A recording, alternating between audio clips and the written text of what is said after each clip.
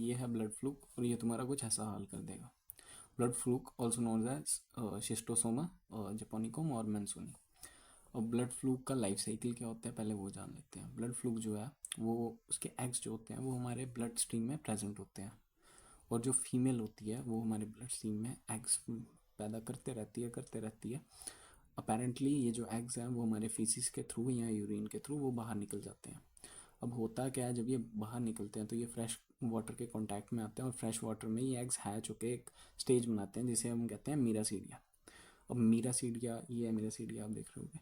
तो मीरासीडिया क्या होती है, ये फ्रेश वाटर क्रस्टेशियंस या जो फ्रेश वाटर स्नेल्स होते हैं उनके कांटेक्ट में आती है और उनके अंदर जाके ये एक स्टेज बनाती है बस सरकारी, जो कि इसकी एक लार्वल स्टेज है।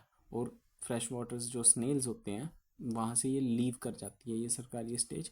और जब भी कोई ह्यूमन फ्रेश वाटर के कांटेक्ट में आता है तो ये क्या करती है, ये स्टेज, ये लार्वल स्टेज, ये ह्यूमन की स्किन को पेनिट्रेट कर देती है, मतलब यहाँ से छेद करके ये सीधे इसके ब्लड में चले जाएगी। और ब्लड में जाने के बाद ये इसकी अडल्ट स्टेज में आ जाएगी। फिर उसके बाद वहीं कि फीमेल जो है वो वहाँ पे एग्स ले करेगी, अपना रिप्रोड्यूस करेगी, और सेम वहीं की आपके यूरिनरी या फिर इसके थ्रू इसके एग्स वापस बाहर आ जाएंगे। अब जानते हैं इससे होता क्या है। इससे मेनली बीमारी होती है शिस्टोसोमेसियस सोमियासिस।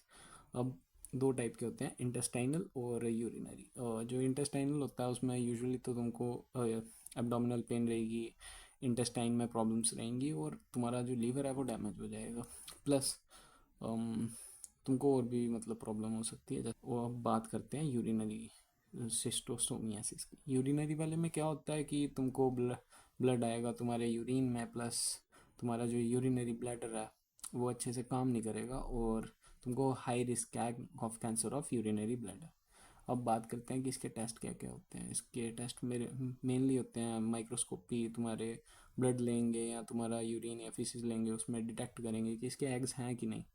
और एक होता है सेरोलॉजी। अब सेरोलॉजी में यूजुअली ये एंटीबॉडी से टेस्ट होता है और एक एलिसा टेस्ट होता है उसके थ्रू। तो बस इतना ही। Thank you. प्रॉब्लम्स रहेंगी और तुम्हारा